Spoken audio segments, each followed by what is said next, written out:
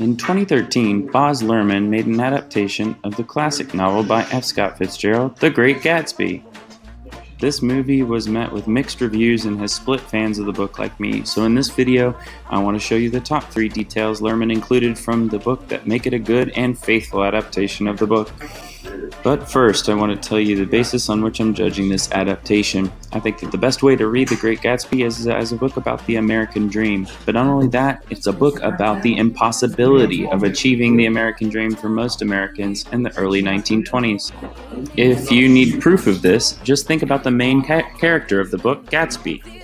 But more on that later. First, I want to give you a list of the top 3 details from the book that the movie includes, which stick to the theme of the American dream being impossible at that time. Number 3. Throughout the novel The Great Gatsby, a novel that certainly did not require it, the narrator Nick Carraway includes small details about ordinary African American people. For instance, in the first chapter, as African American butlers serve dinner at the Buchanan residence, Tom talks about a book that he read on, and these are his words, the colored empires, and how they need to be kept under control. And in later chapters, African American people are described as playing the jazz music that everyone enjoys. They're even depicted as enjoying a little bit of the wealth of the Roaring Twenties. The inclusion of these tiny details from the book reminds viewers that for African American people, the American dream was not achievable due to discrimination despite their hard work and involvement in creating the wealth that was enjoyed in the 1920s. Number 2. Daisy's introduction and fate. When dinner at the Buchanans is interrupted by Tom's mistress, Daisy, upset, goes outside and tells Nick that the best thing a woman can be in that time period is, quote, a beautiful fool, end quote.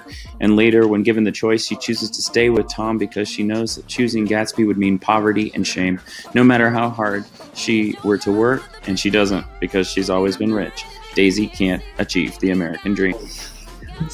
Number 3. Gatsby's fate. Of course I had to talk about Gatsby. Gatsby is born poor with a dishonorable name, but by luck, happenstance, and sheer force of will, oh yeah, and a lot of bootlegging, Jay Gatsby achieved the appearance of old money, and he lies to make it seem like he is part of an old money family.